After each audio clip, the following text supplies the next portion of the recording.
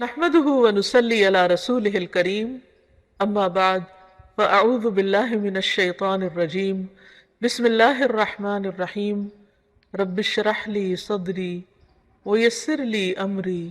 واحلل عقدة من لساني يفقهوا قولي۔ ناظرین، پروگرام اللہ کے خوبصورت نام کے ساتھ آپ کی خدمت میں حاضر ہیں۔ آج ہم انشاءاللہ اللہ سبحانہ وتعالیٰ کے نام الآخر پہ بات کریں گے۔ اس سے پہلے ہم نے اللہ سبحانہ وتعالیٰ کے نام الاول پر بات کی، اس کے بالکل برعکس اب الآخر پہ بات ہوگی۔ اللہ سبحانہ وتعالیٰ الاول بھی ہے اور الآخر بھی۔ الآخر کا معنی ہے باقی رہنے والا، یعنی جب ساری مخلوق فنا ہو جائے گی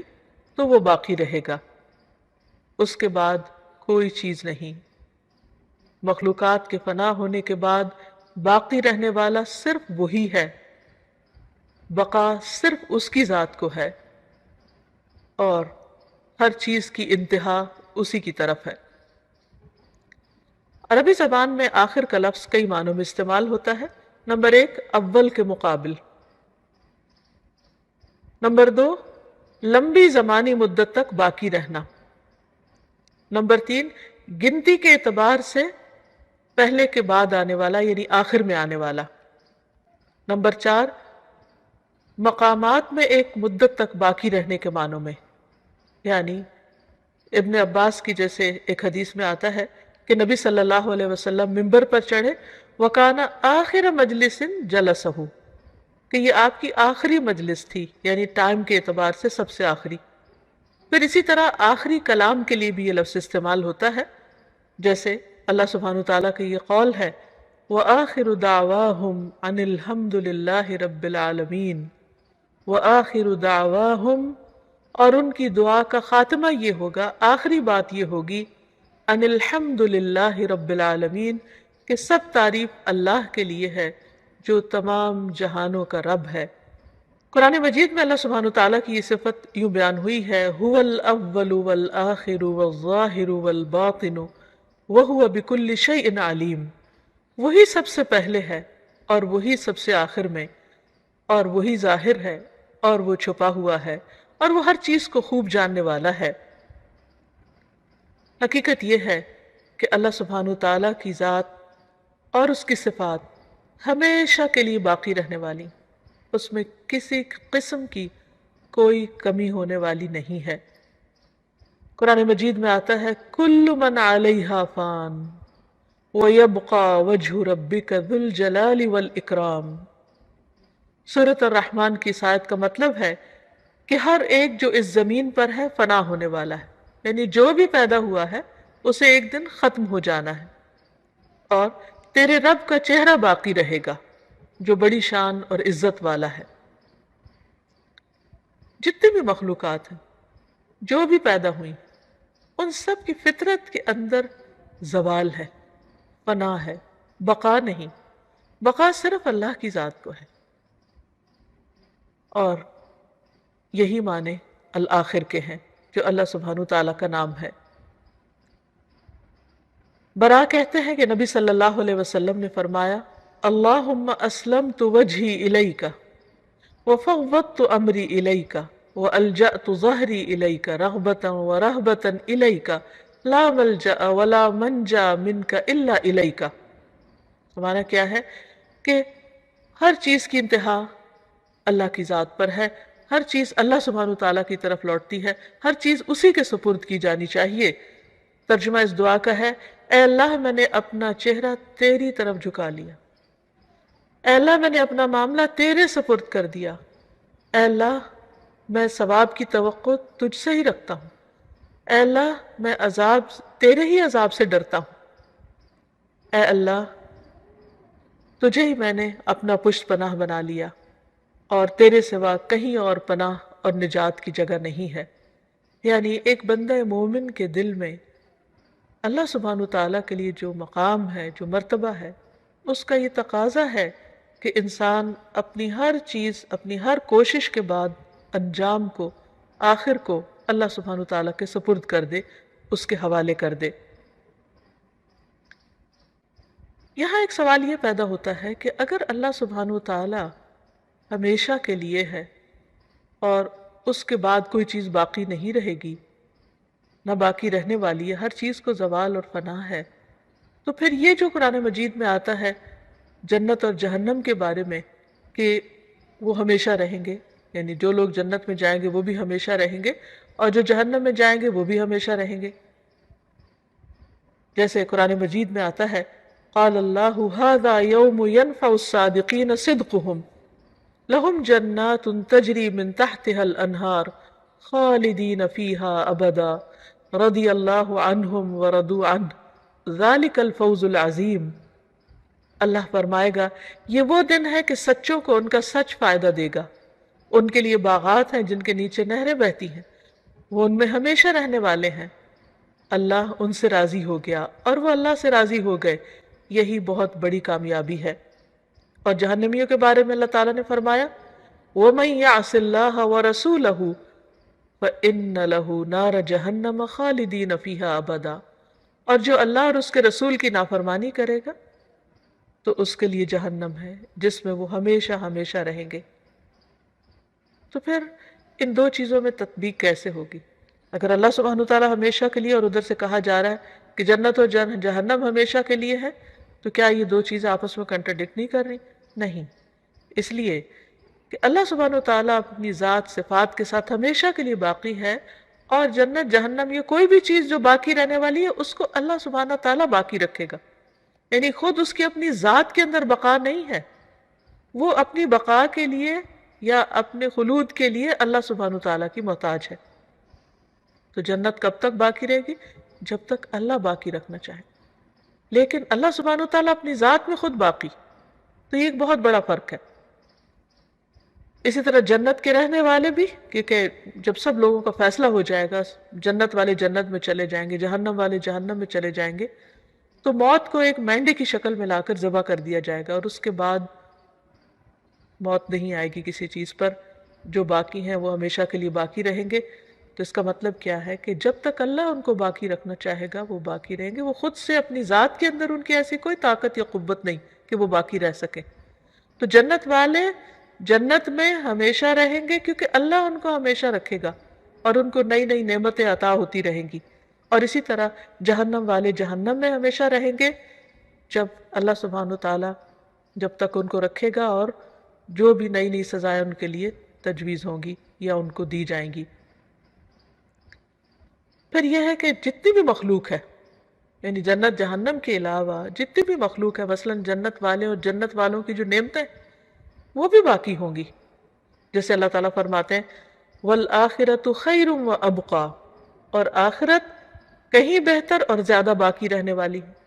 تو وہ بھی کیسے باقی رہنے والی ہے؟ یعنی اللہ تعالیٰ اس کو باقی رکھنے والا ہے، کیونکہ اس نے اپنے بندوں کے لیے ایسی نعمتیں پیدا کی ہیں کہ جن کا کچھ شمار نہیں اور جن کی کوئی مثال نہیں اس دنیا میں۔ اس لیے حقیقت یہ ہے کہ اللہ ہی اول اور آخر ہے، اور باقی تمام چیزیں اپنی بقا کے لیے اللہ سبحانہ تعالیٰ کی محتاج ہیں۔ جب ایک انسان اس صفت پر ایمان لے آتا ہے، اللہ تعالیٰ کے اس نام کو پہچان لیتا ہے، تو پھر وہ بے اختیار اللہ تعالیٰ کے اس نام کے ساتھ دعائیں بھی کرتا ہے، اور دعا انسان کی بندگی کا اظہار ہے، دعا ایک عبادت ہے۔ اللہ سبحانہ تعالیٰ سے ون آن ون بیس پر، بالکل پرسنل لیول پر ایک تعلق ہے، جس میں اللہ سبحانہ تعالیٰ بندے سے بہت زیادہ خوش ہوتا ہے جب بندہ اس کے آگے ہاتھ پھیلاتا ہے، جب بندہ اس کے آگے اپنی عاجزی و زاری اور اپنی کمزوری اور محتاجی کا ذکر کرتا ہے، اور اپنی چھوٹی اور بڑی ضرورت اس کے سامنے رکھتا ہے۔ تو اس نام کے ساتھ بھی دعا کرنی چاہیے، کیونکہ سارے معاملات اسی کی طرف جا کر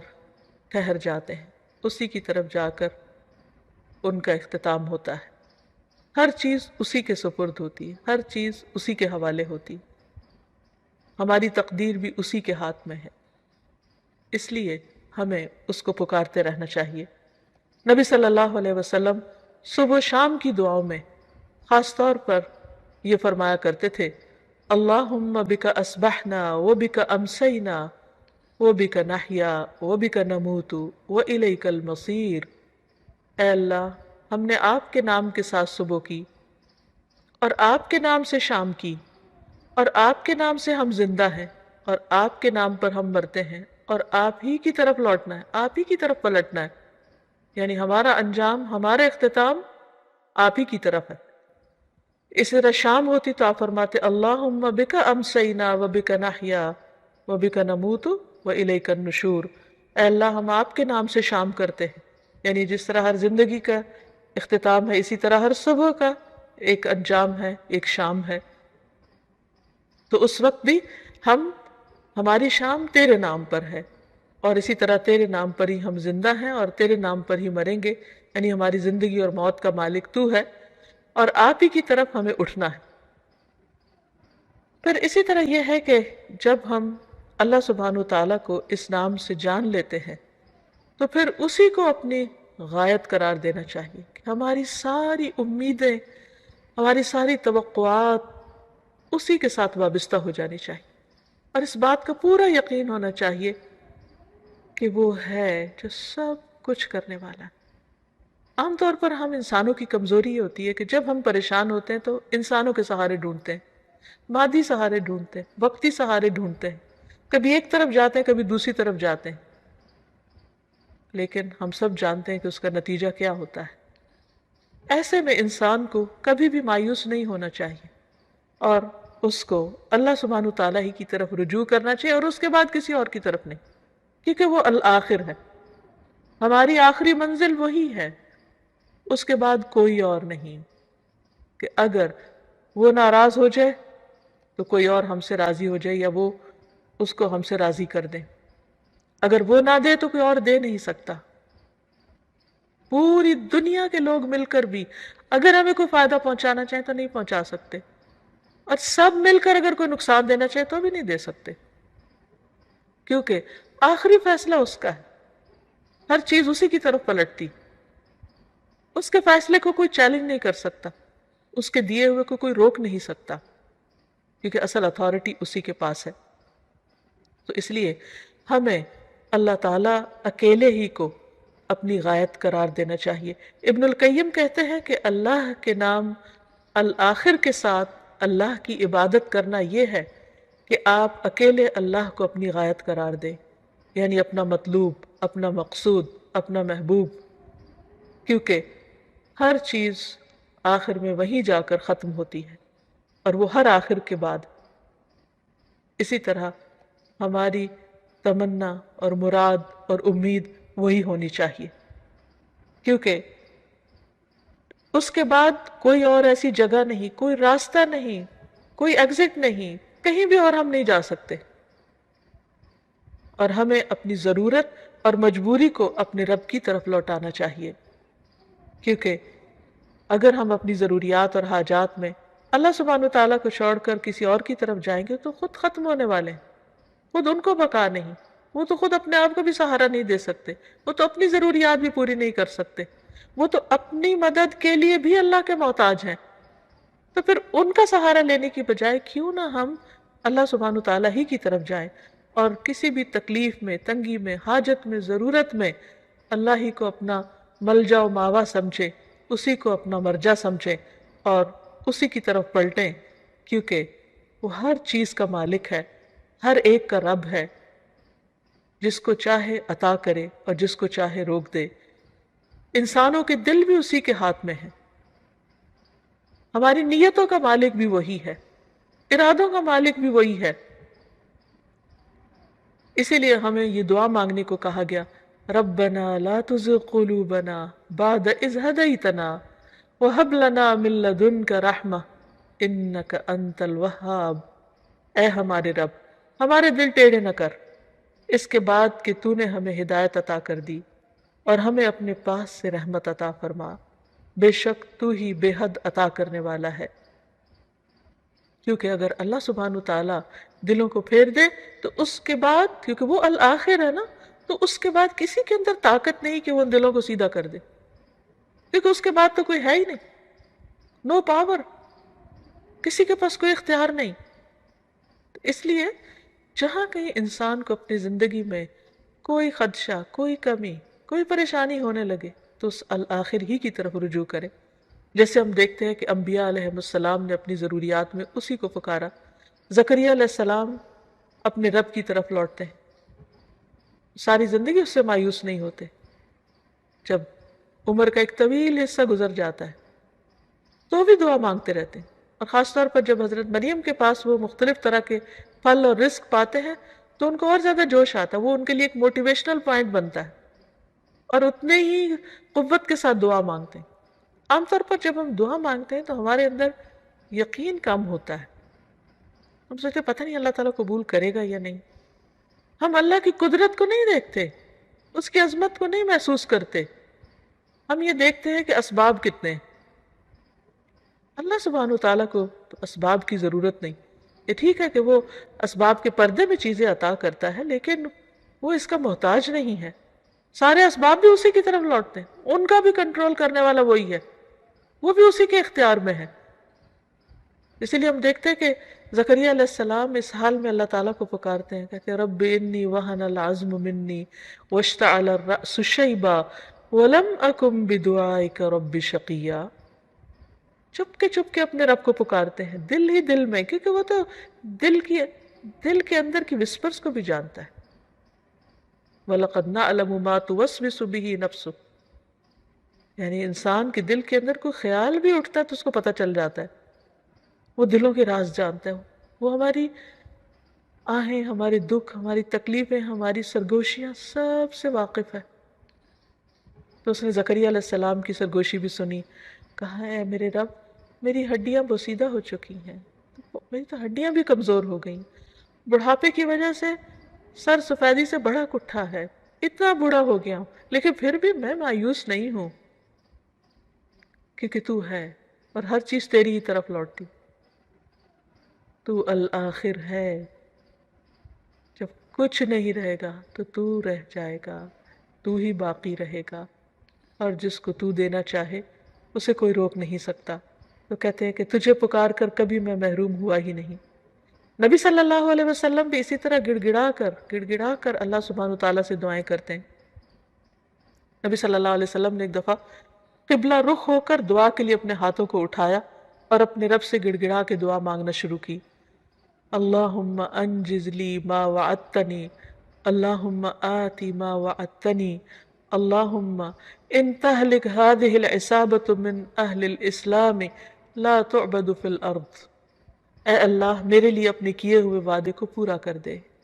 اے اللہ اپنے وعدے کے مطابق عطا فرما دے. اے اللہ اگر اہل اسلام کی یہ جماعت ہلاک ہو گئی تو زمین پر پھر تیری عبادت کبھی نہ کی جائے گی. یہ جنگ بدر کے موقع پر آپ نے دعا کی تھی. آپ صلی اللہ علیہ وسلم برابر اپنے رب سے ہاتھ دراز کیے ہوئے دعا کرتے رہے، قبلے کی طرف منہ کر کے دعا مانگتے رہے. حالانکہ آپ اللہ کے محبوب ہیں، لیکن آپ دیکھیے کہ پھر بھی کس شدت کے ساتھ مانگ رہے ہیں. یہاں تک کہ آپ کی چادر مبارک آپ کے شانے سے گر پڑی، یعنی جو اوپر کی چادر تھی وہ گر گئی، لیکن پھر بھی آپ نے چادر نہیں اٹھائی اور اپنے ہاتھ اٹھائے رکھے. اتنے میں ابو بکر رضی اللہ تعالیٰ عنہ آئے اور آپ کی چادر کو اٹھایا، اسے آپ کے کندھے پہ ڈالا اور پیچھے سے آپ سے لپٹ گئے اور کہنے لگے اے اللہ کے نبی، آپ کی اپنے رب سے دعا کافی ہو چکی ہے، ان قریب وہ اپنے کیے ہوئے وعدوں کو پورا کرے گا. اللہ رب العزت نے یہ آیت نازل فرما دی اس وقت، اذ تستغیثون ربکم، جب تم اپنے رب سے فریادیں کر رہے تھے، فاستجاب لکم، تو اس نے تمہاری دعا قبول کر لی. انی ممدکم بألف من الملائکۃ مردفین، کہ میں تمہاری مدد 1000 لگاتار آنے والے فرشتوں کے ذریعے کروں گا. بس اللہ نے آپ صلی اللہ علیہ وسلم کی فرشتوں کے ذریعے مدد فرمائی، اور اللہ سبحانہ وتعالی ہر چیز پر قدرت رکھتا ہے. اور حقیقت یہ ہے کہ ہماری تقدیر بھی اسی کے ہاتھ میں. دعا تقدیر کو بھی بدل دیتی، وہ جو چاہتا ہے رکھتا ہے، جو چاہتا ہے مٹاتا ہے، اور اصل کتاب اسی کے پاس ہے، اس پر اسی کا اختیار ہے.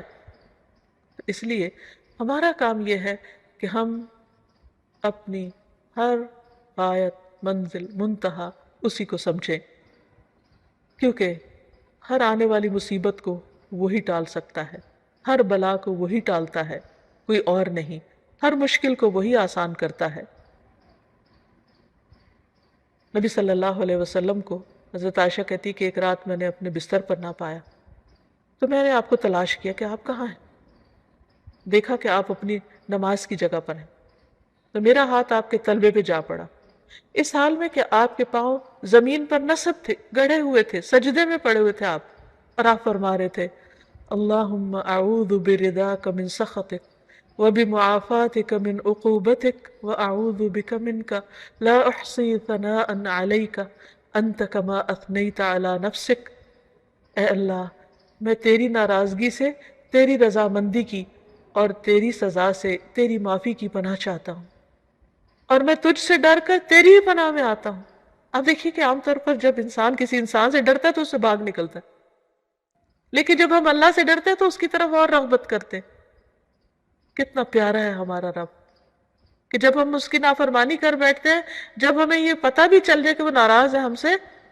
تو پھر ہمیں اس سے دور نہیں جانا، اس کو راضی کرنا، اسی کی طرف جانا، اور وہ اپنی پناہ میں لے لیتا ہے۔ تو نبی صلی اللہ علیہ وسلم نے فرمایا میں تیری تعریف کرنے کی طاقت نہیں رکھتا، تو ویسا ہی ہے جیسے تو نے خود اپنی ثنا بیان کی، یعنی میری استطاعت میں نہیں کہ میں تیری حمد و ثنا اس طرح بیان کر سکوں جیسے کرنے کا حق ہے، اور جس طرح جس خوبصورت انداز میں اے رب تو نے خود اپنی حمد و ثنا بیان کی وہی تیرے لائق ہے۔ پھر حقیقت یہ ہے کہ ہم پر جتنا بھی فضل اور رحمت ہے اسی کی ہے، اور ساری مشکلات کو آسان کرنے والا وہی ہے۔ اللہ تعالیٰ فرماتے ہیں وَإِن يَمْسَسْكَ اللَّهُ بِضُرٍّ فَلَا كَاشِفَ لَهُ إِلَّا هُوَ وَإِن يُرِدْكَ بِخَيْرٍ فَلَا رَادَّ لِفَضْلِهِ يُصِيبُ بِهِ مَن يَشَاءُ مِنْ عِبَادِهِ وَهُوَ الْغَفُورُ الرَّحِيمُ۔ اور اگر اللہ تجھے کوئی تکلیف پہنچائے تو اس کے سوا کوئی دور نہیں کر سکتا، تو اس لیے آخری منزل ہماری وہی ہونی چاہیے، سب سے پہلے بھی اسی کا خیال آنا چاہیے اور سب سے آخر میں بھی اسی کا آنا چاہیے، کیونکہ اگر وہ تیرے ساتھ کسی بھلائی کا ارادہ کر لے تو کوئی اس کے فضل کو ہٹانے والا بھی نہیں، وہ اسے اپنے بندوں میں سے جس کو چاہتا ہے پہنچاتا ہے، یعنی اپنے بندوں میں سے جس کو چاہتا ہے نوازتا ہے، وہی بے حد بخشنے والا نہایت رحم فرمانے والا ہے۔ تو جب انسان اللہ تعالیٰ کی صفت کو پہچان لیتا ہے تو پھر ہو نہیں سکتا کہ بندہ اللہ سبحانہ و تعالیٰ کی نافرمانی کرے اور اس کو ناراض کرے، کیونکہ الآخر کی معرفت کا لازمی نتیجہ ہے کہ تمام مخلوقات اس کی بارگاہ میں سر جھکا دیں، کیونکہ اس سے آگے ہم کہیں بھاگ کے نہیں جا سکتے۔ اس کی نافرمانی کر کے نہ ہمیں آسمان پناہ دے گا، نہ زمین دے گی، نہ کوئی پہاڑ اور نہ کوئی کھو اور نہ کوئی غار،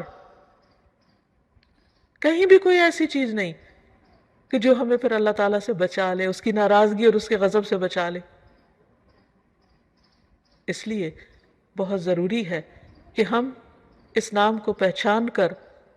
اسی کے دامن میں پناہ لیں اور اسی کی طرف پلٹیں، اور جب اس کی طرف پلٹیں تو اس کو راضی بھی کریں اور اس کی عبادت بھی کریں، اور ہر اس کام کو چھوڑ دیں جو اس کی ناراضگی کا سبب ہے، کیونکہ اگر اس نے ہمیں چھوڑ دیا تو پھر کوئی اور ہمارا مددگار نہیں ہو سکتا۔ اب پھر یہ کہ اپنی ساری عبادات، اپنے صدقہ خیرات، اپنی تمام زندگی اللہ کی رضا میں گزاریں، کیونکہ اسی کی طرف جانا ہے۔ انا للہ و انا الیہ راجعون، ہم بھی اللہ کے لیے ہیں اور اسی کی طرف پلٹ کے جانے والے ہیں۔ جب ہمارا انجام اس کے ہاتھ میں ہے، ہماری آخری منزل اس کے پاس ہے، جزا اور سزا کا فیصلہ اس کے ہاتھ میں ہے، تو پھر کسی اور کو خوش کرنے کا کیا مطلب اس کو ناراض کر کے؟ تو خوش قسمت ہے وہ انسان جس کو یہ ڈھنگ آ جائے کہ اس کو راضی کرنے کے لیے باقیوں کی ناراضگی مول لے سکے، کیونکہ اس کو راضی کرنے میں کیا چیز حائل ہوتی ہے، کیا چیز رکاوٹ بنتی ہے؟ عام طور پر لوگوں کا ڈر، معاشرے کا خوف، دوسرے مجھے کیا کریں گے، مجھے لیبل کر دیں گے اور مجھے نکو بنائیں گے، میرا مذاق اڑائیں گے۔ لیکن سوچے انسان تھوڑی دیر کے لیے کہ یہ سب مذاق اڑانے والے، یہ سب برا بھلا کہنے والے خود ختم ہونے والے ہیں، اور باقی تو اللہ کی ذات ہے، الآخر تو وہی ہے، آخر میں تو ہم نے اسی کے پاس ہمیشہ کے لیے چلے جانا ہے۔ تو ہم ان سے کیوں ڈریں جو خود ختم ہونے والے ہیں؟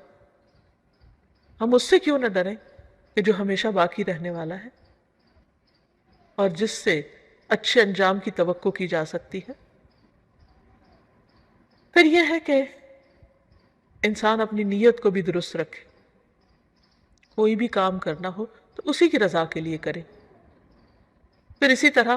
اللہ سبحانہ تعالیٰ سے ملاقات کے بارے میں مکمل علم حاصل کرے، کیونکہ اللہ تعالیٰ قرآن مجید میں فرماتے ہیں وَاتَّقُوا اللَّهَ وَاعْلَمُوا أَنَّكُمْ مُلَاقُوهُ، اللہ سے ڈرو اور جان لو کہ تم اسی سے ملاقات کرنے والے ہو، وہاں جا کے ٹھہرنا ہی ٹھہرنا ہے، آخر وہی لگنی ہے تمہاری۔ دنیا میں انسان تو جتنا چاہے بھاگ لے اس سے، کیونکہ انسان کے نفس پر عبادت بڑی بھاری ہے، وہ اللہ تعالیٰ کے احکام سے چھپتا پھرتا ہے، اللہ کی عبادت سے منہ موڑتا ہے، اللہ کی رضا کی پرواہ نہیں کرتا، دنیا اس کی ترجیح ہوتی ہے، لیکن آہستہ آہستہ ہر روز اس کی زندگی کم ہوتی چلی جاتی، ایک ایک ڈراپ گرتا چلا جا رہا ہے اور انسان اپنی موت کے قریب ہوتا چلا جا رہا ہے، اور مرنے کے بعد اسی کے پاس جا کر اس کو ٹھہرنا ہے۔ وَاعْلَمُوا أَنَّكُمْ مُلَاقُوهُ، جان لو تمہیں اس سے ملاقات کرنی ہی کرنی ہے۔ تو سوچئے کہ جب اس کے سامنے ہم جا کر کھڑے ہوں گے تو کیسا منظر ہوگا۔ نبی صلی اللہ علیہ وسلم نے فرمایا کہ تم میں سے کسی کے قدم اس وقت تک میدان حشر سے ٹل نہ سکیں گے جب تک 5 باتوں کا جواب نہ دے دے کہ عمر کہاں گزاری، جوانی کہاں لگائی، علم پر عمل کتنا کیا، مال کہاں سے آیا، کہاں خرچ کیا، جسم کو کس کام میں گھلایا۔ تو اس لیے اس دن کے جو اللہ کی ملاقات کا دن ہے، اس کی ساری تفصیلات اور جزئیات ہمیں معلوم ہونی چاہیے کہ ہماری اس جرنی کا میپ کیا ہے، کہاں کہاں سے گزرنا ہے، حشر کیسے ہوگا، دوبارہ کیسے اٹھیں گے، اعمال نامے کیسے تقسیم ہوں گے، اعمال نامے تولے کیسے جائیں گے،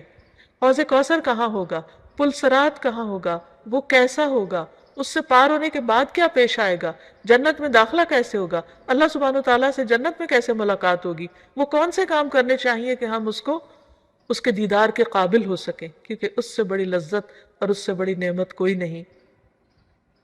تو ان چیزوں کا علم حاصل کرنا، درست علم حاصل کرنا، یقینی علم حاصل کرنا نہایت ضروری ہے۔ اور پھر یہ کہ صرف علم حاصل نہ کر لے بلکہ انسان اپنی زندگی اس کے مطابق گزارے اور اس کے لیے کوشش کرتا رہے، کیونکہ اللہ سبحانہ وتعالیٰ فرماتے ہیں وَمَنْ أَرَادَ الْآخِرَةَ وَسَعَى لَهَا سَعْيَهَا فَأُولَئِكَ كَانَ سَعْيُهُمْ مَشْكُورًا، کہ جو آخرت کا ارادہ کر لے کہ میں نے وہاں کامیاب ہو کے ٹھہرنا، جو اس بات کو اپنی منزل بنا لے اور اس کے لیے اتنی کوشش کرے جتنی کرنی چاہیے، جتنا حق ہے کرنے کا، یہ نہیں کہ کہے تمنا رکھے، امید اور آرزو کرے کہ میں آخرت میں کامیاب ہو جاؤں، لیکن اس کے بعد عمل کچھ بھی ایسا نہ کرے جو کامیابی کی طرف لے جانے والا ہو۔